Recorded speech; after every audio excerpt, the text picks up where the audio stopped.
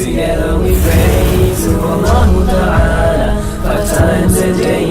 It's a duty upon us, so never delay from the blessings of Allah. Don't turn away. Yet again the hadith is in Tirmizi.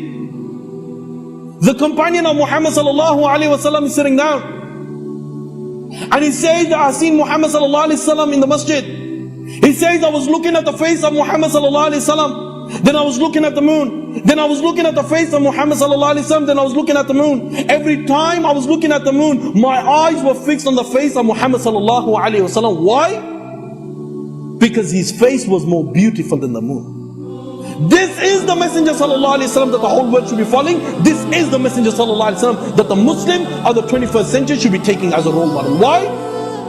Because Adam alayhi salam was sent to one nation, Sheesh alayhi salam was sent to one nation, Nuh alayhi salam was sent to one nation, Ibrahim alayhi salam was sent to one nation, Ismail alayhi salam was sent to one nation, Ishaq alayhi salam was sent to one nation, Yaqub alayhi salam was sent to one nation, Musa alayhi salam was sent to one nation, Yusha alayhi salam was sent to one nation, Daniel alayhi salam was sent to one nation, Yunus alayhi salam was sent to one nation, Ayyub alayhi salam was sent to one nation, Dawood alayhi salam was sent to one nation, Yahya alayhi salam was sent to one nation. The Messenger sallallahu alaihi wasallam surpassed a lot of them, and he was sent to the whole of mankind.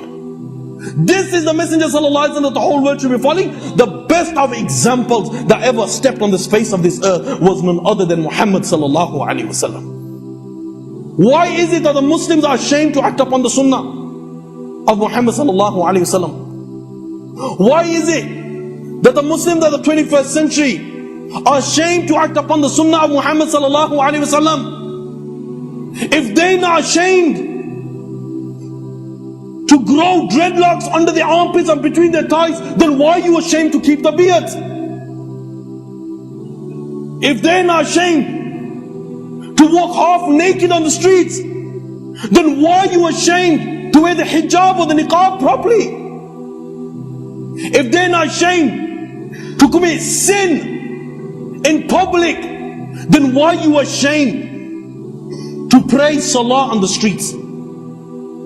If they're not ashamed to jump in the pool naked, then why are you ashamed to do wudu in the toilet sinks?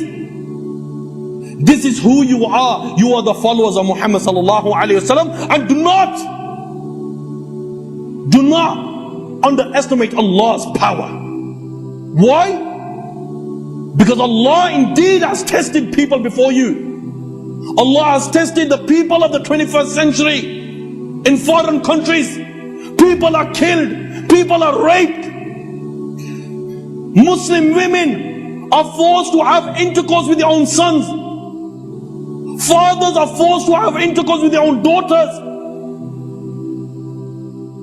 Their skin have been peeled from their bodies. Don't make Allah test you people in this way. You've got Islam on your plate. You could practice Islam, hold firm upon the sunnah of Muhammad sallallahu alaihi wasallam, obey Allah and obey His Messenger sallallahu alaihi wasallam.